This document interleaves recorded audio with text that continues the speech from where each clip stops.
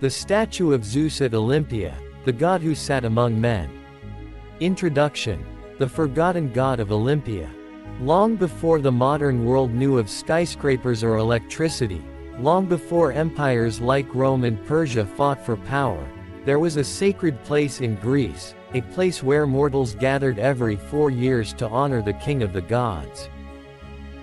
This was Olympia, and at its heart stood a statue so magnificent, so awe-inspiring, that even time could barely erase its legend. The statue of Zeus at Olympia, one of the 7 wonders of the ancient world. But behind this wonder lies a story of war, faith, art, and the eternal relationship between man and God.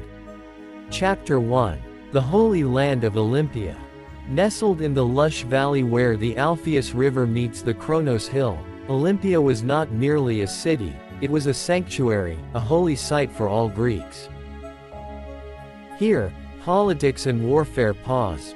Kings, warriors, poets, and philosophers gathered for peace and celebration. Every 4 years, the great Olympic Games were held, dedicated to Zeus, the king of gods who ruled Mount Olympus with thunder in his hand. The games were not only a show of physical strength but also a spiritual offering to please Zeus. At the heart of Olympia stood the great temple of Zeus, a colossal structure of marble, columns, and golden decorations. But while the temple was impressive, it lacked something divine. The people wanted more than empty space. They desired the physical presence of Zeus himself. And so, a plan was born. Chapter 2. The Call for a Master. The rulers of Olympia sought the greatest sculptor in all of Greece.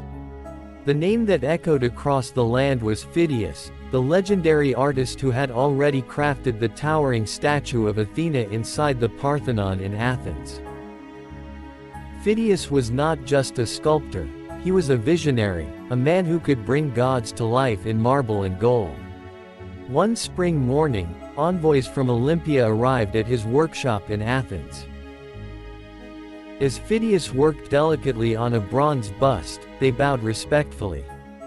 Envoy, Master Phidias, the people of Olympia summon you for a task no other can fulfill. They wish for Zeus himself to sit in his temple. Only your hands may shape his form. Phidias, calm yet curious, gently wiped his hands and replied, Phidias, to capture the king of gods is no light request. For I must not only please mortal eyes but the gods themselves.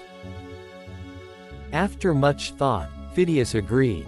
With his tools, apprentices, and plans, he set forth to Olympia. Chapter 3. The Vision of Zeus.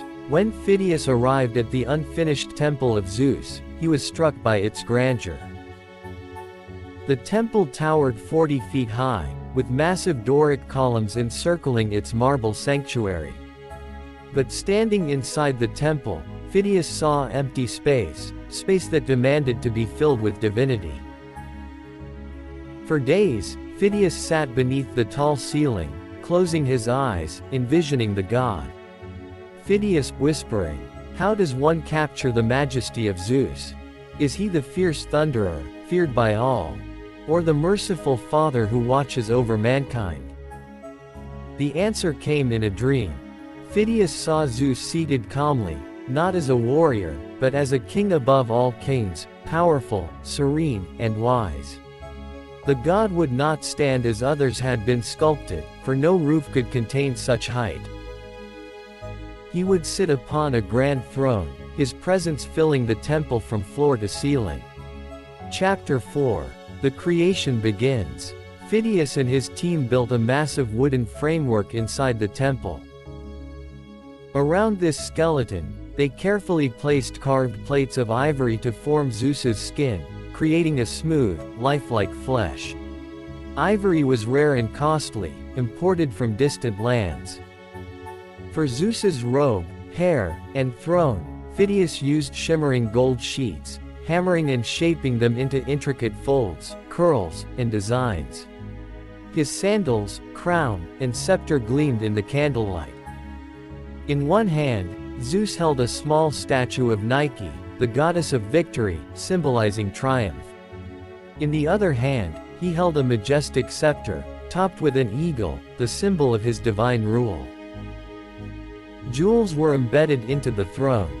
Ebony, ivory, and precious stones decorated every inch. The throne's legs were adorned with carvings of mythical creatures, sphinxes, lions, and winged griffins.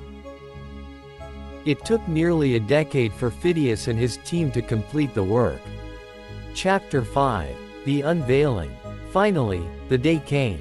The sun rose high over Olympia as priests, kings, and citizens gathered before the temple. The heavy wooden doors slowly creaked open, and the people stepped inside. Gasps echoed through the marble halls. There sat Zeus, over 40 feet tall, his head nearly touching the temple's roof. His calm eyes seemed to gaze into eternity, his beard flowing like waves, his mouth hinting at a gentle smile that spoke of both mercy and majesty. The gold and ivory shimmered like firelight, making the god appear almost alive. Many wept. Some fell to their knees. Others whispered prayers. One poet later wrote, "It seems that if Zeus were to rise, he would shatter the roof of the temple and walk among us." The statue of Zeus became not just an image, it became a presence. Chapter 6. The Glory of Olympia. For centuries, the statue stood proudly, watching over the Olympic Games. Athletes swore oaths before him. Victors offered their wreaths at his feet. Pilgrims traveled from distant lands to gaze upon the wonder. The statue of Zeus became one of the 7 wonders of the ancient world, admired even by those far beyond Greece. Roman generals, Persian envoys, and Egyptian priests all marveled at the work. Even Alexander the Great, before his eastern conquests, visited Olympia to pay respect. Chapter 7. The Fall of the Wonder. But as all things in the mortal world, even wonders fade. By the 4th century AD, the rise of Christianity led to the banning of the Olympic Games. Pagan temples fell into disuse. The once sacred sanctuary grew silent. Fearing destruction, caretakers decided to move the statue to the city of Constantinople, hoping to preserve it. There, for a few short decades, Zeus sat among new rulers. But tragedy struck. In 475 AD, a great fire swept through Constantinople. The flames engulfed palaces, libraries, and temples. The statue of Zeus was consumed by fire, lost forever. All that remained were descriptions in ancient texts, coins, and the memories of those fortunate enough to witness its glory. Chapter 8. The Mystery and Legacy. For centuries, archaeologists searched Olympia, unearthing remnants of the temple, tools from Phidias' workshop, and broken pieces of statues. In 1954, excavations uncovered the very tools Phidias used, his carving knives, molds, and even a small cup inscribed with his name. "I belong to Phidias." Though the statue itself was lost, these humble tools whispered of the man who once made gods stand among men. Today, we recreate the image of Zeus through ancient writings and art. Museums display models. Historians debate its true size, its colors, its precise beauty. But its legacy lives on not in stone, but in the hearts of those who still marvel at how one man, with chisel and vision, captured divinity. Epilogue. The Eternal Wonder. Though the flames destroyed the statue, they could not burn away its legend.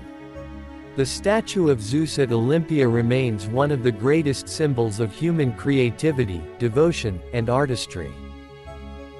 It reminds us that wonders are not simply built of gold or ivory. They are built from dreams, dreams that, even after thousands of years, still shine in the hearts of mankind.